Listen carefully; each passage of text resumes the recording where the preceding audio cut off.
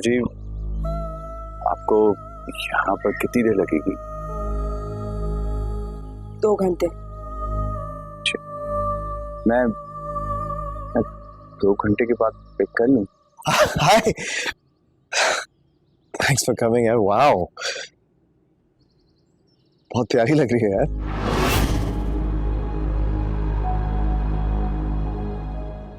चले, वो सब वेट करें अंदर।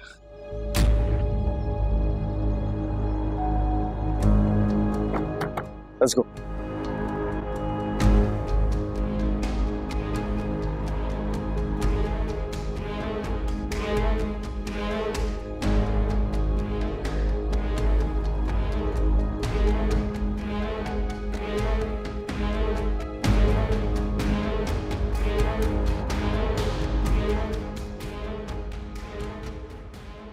आ जाओ। So glad you came here. Thank you so much. और ये है मेरी भाभी। अस्सलाम वालेकुम भाभी। वालेकुम अस्सलाम। कैसी हो? मैं बिल्कुल ठीक हूँ। आप कैसी हैं? आंटी कैसी हैं? सब बिल्कुल ठीक ठाक है। तुम आओ ना अंदर। नीसम, इसको अंदर लेकर। जी जी बिल्कुल। एक सच बात बताऊं, आज तुम्हारे आने से ना इस घर की शान और शौकत में इजाफा हो गया। Thank you. Please after you आ जाओ।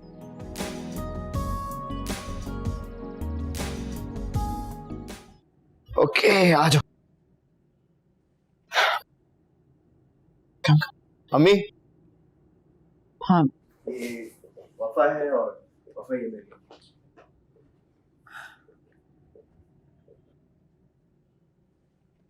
अस्सलाम वालेकुम आंटी। वालेकुम अस्सलाम।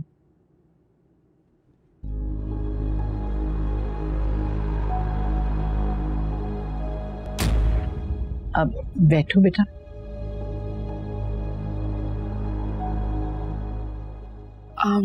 ये कुछ चीजें मैं आप लोगों के लिए लेके आई थी और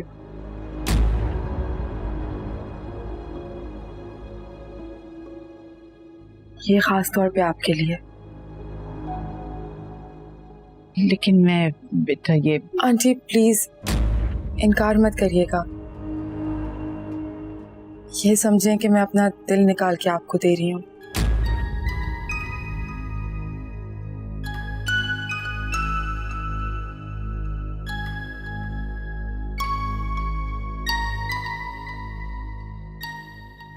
आप लोग भी सोच रहे होंगे मैं किस किस्म की बातें कर रही हूँ, मगर सच में ये तोहफा बहुत ही नफीस और मुतबर्रिक है। दरअसल जब मैं उम्रे पे गई थी तो अपनी मॉम के लिए लिया था, मगर जब उम्रे से वापस आई तो तब तक मेरी मॉम खासे खाक हो चुकी थी। बहुत अफसोस।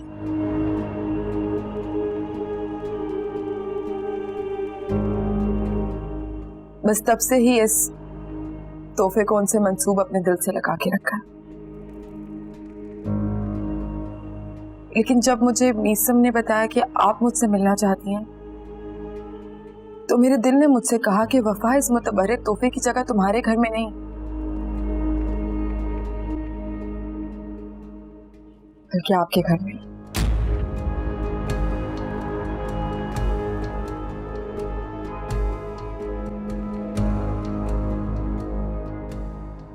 शुक्रिया।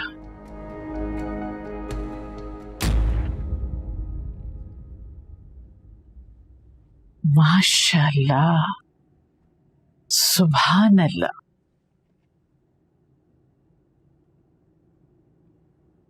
बहुत खूबसूरत है, बिल्कुल तुम्हारे दिल की तरह। क्या अच्छी तरबियत की है तुम्हारी माँ ने। आपको पसंद आया? बिल्कुल, क्यों नहीं, बहुत हसीन है। शुक्रिया आंटी, आपने मेरा मान रखा।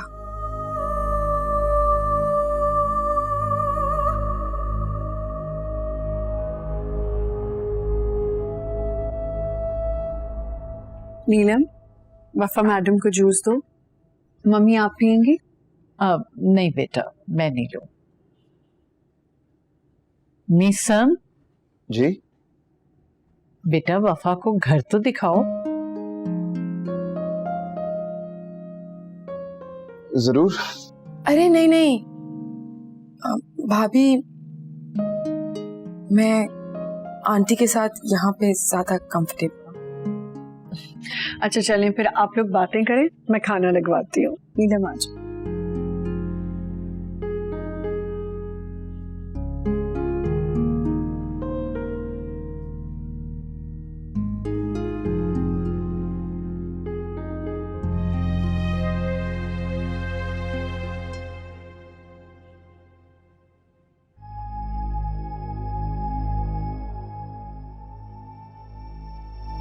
थैंक्स फॉर कमिंग यार। वाओ,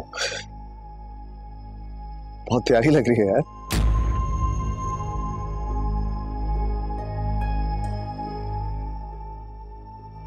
कैसे समझाऊं मैं तुम्हें फरहाद? बस ये समझो कि मेरी जिंदगी सुनहरे हरूफ से लिखी जा रही है।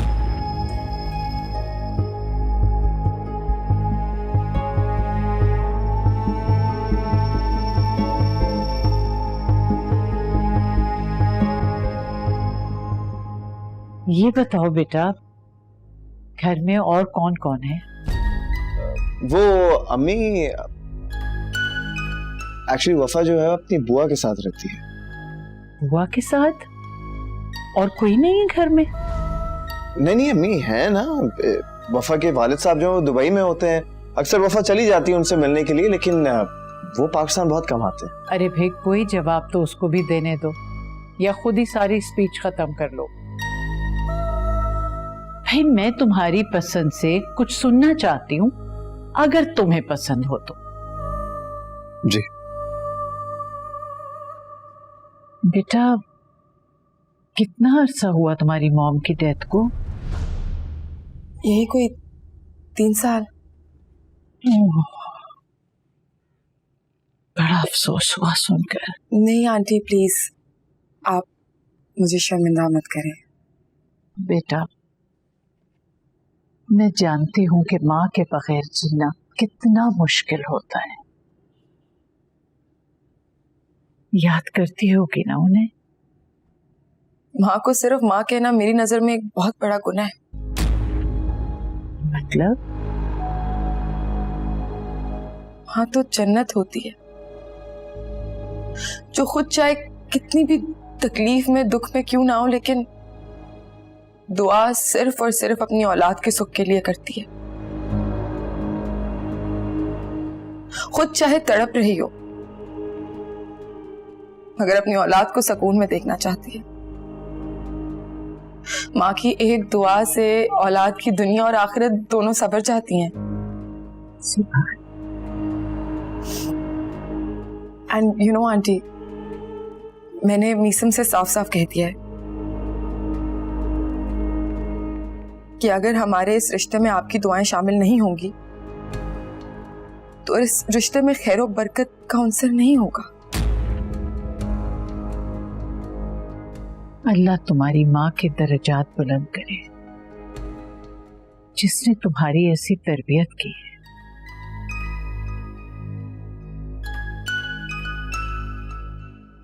बहुत नेक और खुशकिस्मत औरत थी जिसकी तुम जैसी औलाद हो। जानती हैं आंटी, जब मॉम की डेथ हुई तो मैं बहुत तन्हा हो गई। ऐसे लगता था जैसे चारों तरफ सिर्फ और सिर्फ अंधेरा हो।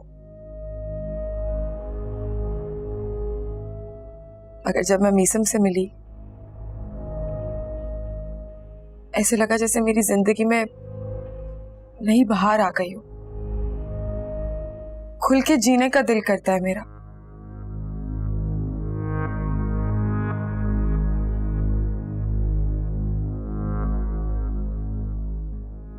लेकिन आंटी, मैं ये शादी सिर्फ एक ही शर्त पे कर पाऊंगी, जब एक माँ का दुआओं भरा हाथ मेरे सर पे साया करेगा। क्योंकि मैं आपको नाराज करके अपनी खुशियों का महल हरगिज़ नहीं बना सकती। जीती रहो बेटा, खुश रहो।